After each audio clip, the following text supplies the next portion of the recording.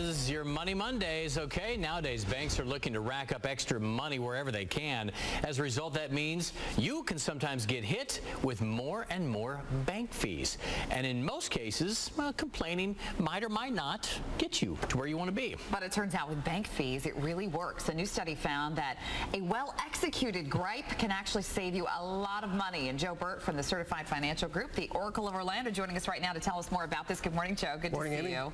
Okay, just let's first talk about this study. What did you think about this when you first saw it?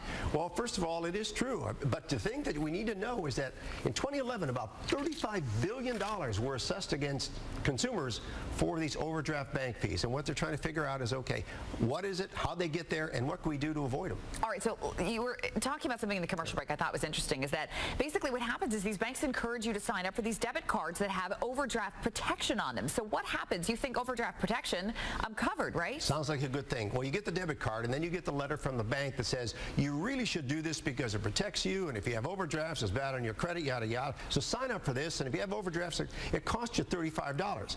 Well, first thing you know is you get an overdraft because when you swipe that card, that immediately hits your account. Unlike the old days when you could write a check, and it would take 2 or 3 days for the check to clear, and you played what was called a float. Now the float is gone. The float will sink you, as a matter of fact. Oh, that's not good. Okay, right. So you're making the call to the bank. You've just gotten hit with a couple of fees. What do you say? How do you make this work for yourself? Well, the first thing you want to do is be polite. You know, it's the old saying that the honey gets the bees and the vinegar doesn't. What you want to do is be polite, explain your situation, and sometimes that will work. So that's where you start. Okay, and then you have to go up the food chain, right? If it doesn't work the first time, you can't give up. No, and then what you want to do then is if that doesn't work, talking to somebody on the phone, ask to speak to a manager or a supervisor and take it up the food chain, because sometimes a person on the phone doesn't have the authority, but you can, well, as they say, take it up the food chain and talk to a manager. All right, so it's all about just being persistent, really. Is that right, Joe? That's what it's all about. Okay, always great to talk to you. Joe Burt, Certified Financial Group. Good luck, folks at home, trying to get rid of those fees. Hopefully it works. Joe, thanks. All right, still